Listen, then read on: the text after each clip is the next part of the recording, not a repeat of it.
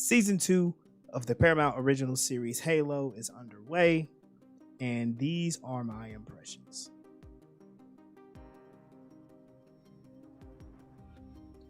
Now, I want to start off with some announcements here. We are trying to boost our audience, so go ahead and subscribe and share. We have a lot to talk about today, and I think it's going to warrant us continuing the conversation elsewhere. So go ahead, like, subscribe, share. Join us on our Voices of Hyperspace Facebook group and continue the story. Now, I want to start off with the pros. Sorry, I want to start off with the pros of this show. And I have to say, right off, the acting in the show is wonderful. The cast is amazing. Even though there were some interesting choices for certain characters, what happens is these actors actually embody these characters very well. Even though some of these characters are not behaving close to their source material, what we do get is really good performances. And I commend anyone that shows up on screen that has a speaking part. You're bringing your A game. The action is coming across very well. I also have to commend the art direction. The show, even though like the Halo video game, if you look at it, it's very bright and colorful, but this is because it's, video games. In the later games, starting with Halo Reach, things get a little bit more darker and not so saturated, and that's okay. They wanted to ground it, and I'm gonna speak on some of the reasons why that's done. But it works very well for the show, because when you're watching the show and you know that the series is named Halo, it looks like Halo, but it looks grounded enough for you to believe what you are seeing most of the time on what's on the screen. The cons basically are the story and the direction. There are confusing choices that are made with certain characters, where you have characters that are not behaving in the way that they behave in the source material. And I think the major criticism that this show has is similar to the criticisms of Halo 4 and 5. And this is what I mean. This is what I meant earlier, as far as like some of the reasons why Halo got darker and not so brightly colored is because part of that is when more than anything, it started with Halo Reach and it became gritty, but the story warranted it. The colors of the Spartans were a little bit more realistic, little gritty, more worn, and the story was definitely darker. It wasn't a savior of the universe story. It was a last stand story. What's happening in this show is very different from that. And we're seeing Spartans behave in ways that Spartans don't behave in the source material, in the games, any other media. And it is frustrating if you're a Halo fan, because you know that when you see the choices that John makes, you're like, well, why would he do any of this? The show seems to tell you that it's a microchip that is hampering his emotions and hindering his ability to feel. And now that he has his emotions, he's making all these choices. He's supposed to trust his intuition. As the audience, you're supposed to go along with it. And this is not John 117 from the book, from the game, from any other media. This more comes across as those creative liberties that the showrunner said that they wanted to take. And it really tells fans of the game, hey, this show really isn't for you, even though you recognize the IP, you are familiar with the story, and you will consume almost anything Halo. This is not for you. Now, just to kind of go back, in Halo 4 and 5, the Spartans, they are more like superheroes like the Spartan Force. They come across more like, Avengers, Guardians of the Galaxy. They have personalities. They even cast Nathan Fillion as one, which that was cool. But the characterization of the Spartan Force is vastly different from the Spartan 2s. This choice was made because 343 and Microsoft was trying to take advantage of the audience and the population that plays Call of Duty. Now, it didn't work because people who play Halo want to play Halo. And this is very much the case with the show. People who enjoy Halo, you've heard about it. It was at one time one of the largest IPs in entertainment history with the launch of Halo 3. And the show seems to take liberties and wants to turn what people recognize as Halo into something very different. Is it bad? I don't know. That's a question that we'll just have to wait and see if it gets answered. Is this bad? But those liberties that the show has taken is that it's trying to humanize the Spartans, particularly the Master Chief. And essentially, he's going to be like a chosen one superhero type character. And it's not landing in the military drama section. And it's coming across as more like a chosen one fantasy, right? And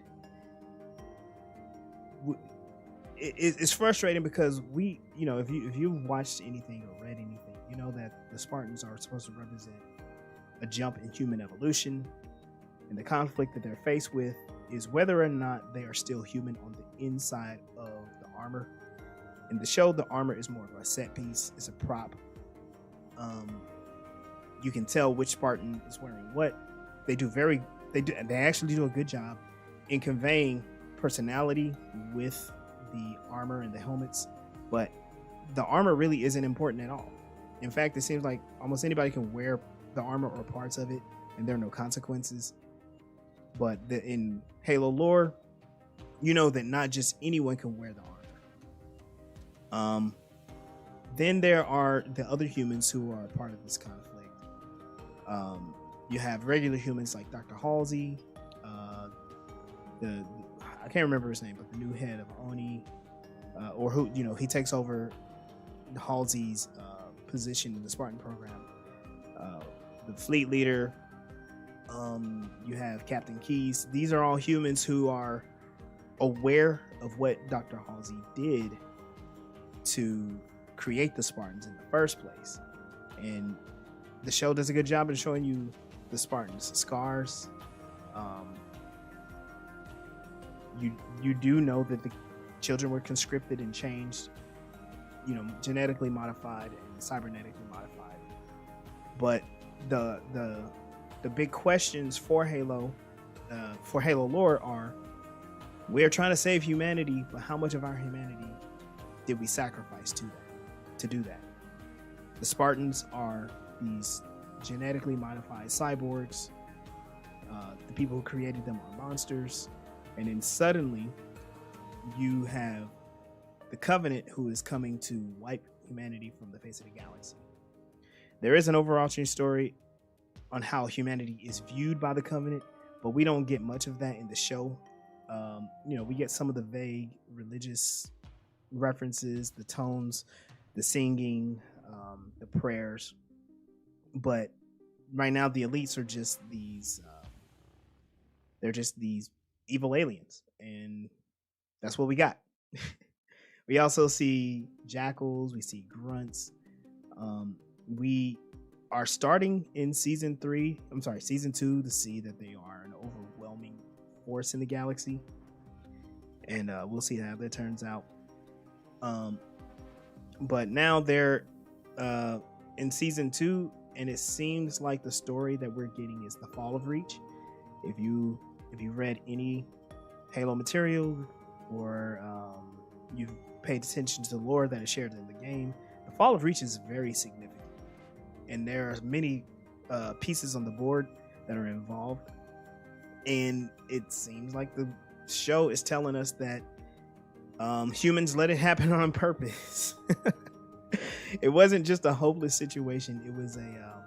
It was a calculated situation that humans had a choice in. In the series, Master Chief is the perfect soldier from his selection and when he was conscripted as a child to maturity into an adult Spartan, and that's why, you know, he's the reason that missions get done.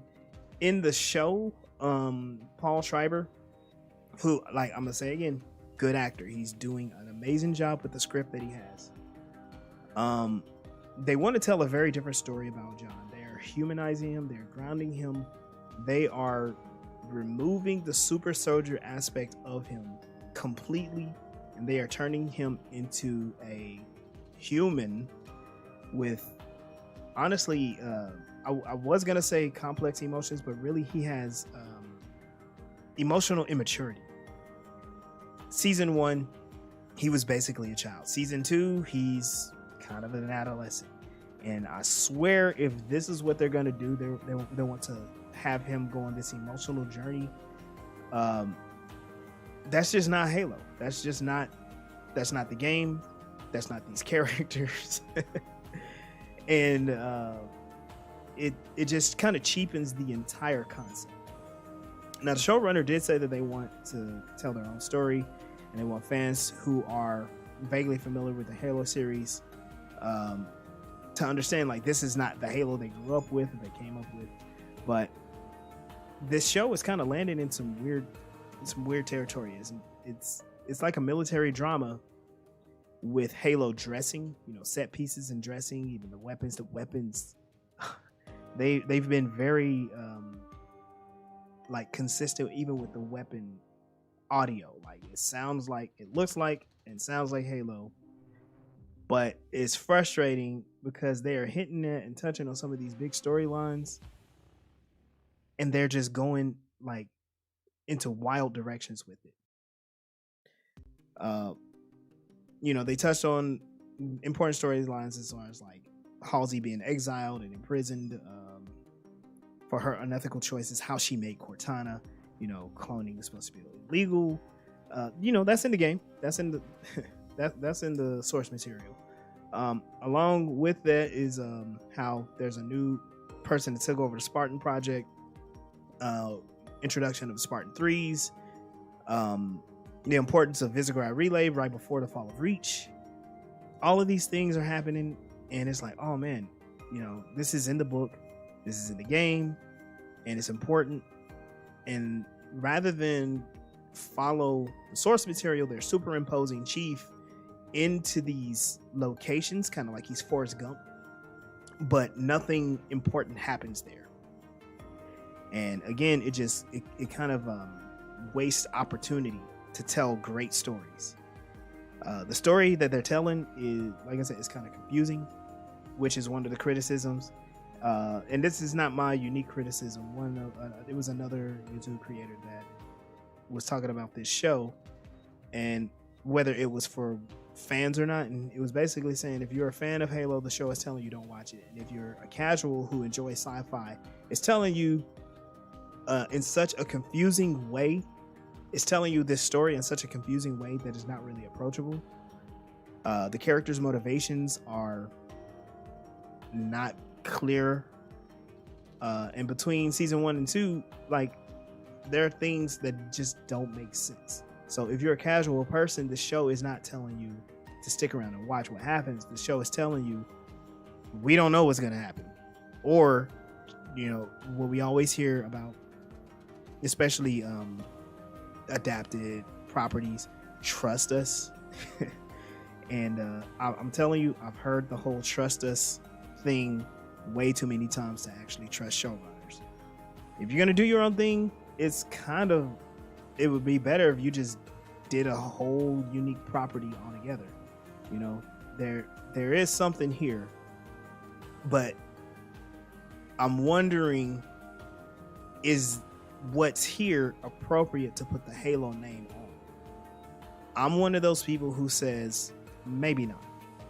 Now, there are people out there who are new to the whole franchise, or they've never consumed any media. They only heard about it when they see the show and they're like, oh, this is interesting. Maybe this is exactly who this is for, that, you know, for the uninitiated. It could be interesting. And maybe I'm jumping the gun. You know, season 2 just started. We're 3 episodes in, and so maybe something interesting is going to happen. But at the moment, it's like you have this story going on, and then there's this character. The character is kind of, these characters are just kind of hanging out. Kind of similar. It's kind of like Bokeem Woodbine's character, Soren 066. He's in there. He's in the story. He's in the show. What is he doing? I don't know. Why is he doing it? I don't know. Is it interesting? Maybe. But there's not enough there to make me invest enough. And they're like several characters like that. You know, they were created specifically for the show, which is, you know, I don't think is a bad thing. You can create new characters. But they have to have an important role. They can't just be like new characters for the sake of new characters. And this makes me worry about other characters and some of the actors. Like I said, the actors are doing an amazing job in here. But it makes me think, like, you got all these new people in this show, all these characters that might be going somewhere. I don't know. But the story they're telling right now, the Fall of Reach, are all these people going to die? Is all this intrigue that's being built up for nothing? Or are they going to make it to where almost all the cast members survive the Fall of Reach, which makes the Fall of Reach an insignificant event in the Halo series? So that's my impression. I don't know. This show has a lot of questions that need to be answered by stepping into some of the Halo lore, but also it seems like that they're trying to force their own story on certain situations, where this probably would have been a halfway decent show if it wasn't called Halo. Change the name, change the characters, the art direction a little bit, tell the exact same story, and you might have something that is interesting enough to hold viewers, at the very least, to say that, hey, there's something here that is sci-fi that I can watch between Star Trek seasons, between Star Wars projects, between Marvel projects. It's different, it's unique.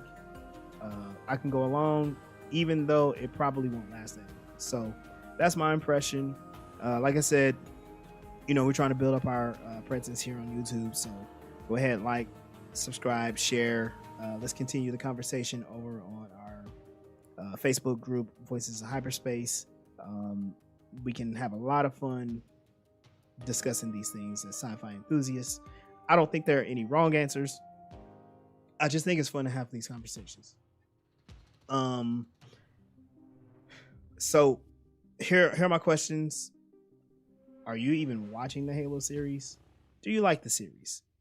Do you not like it? Is there something here like a diamond in the rough? Is this a sleeper cult classic in TV? Will we be talking positively about this show for the next decade or so? Or is this one of those things to show that, hey, people are interested and we should probably give it some time, reboot it, and tell a more accurate story?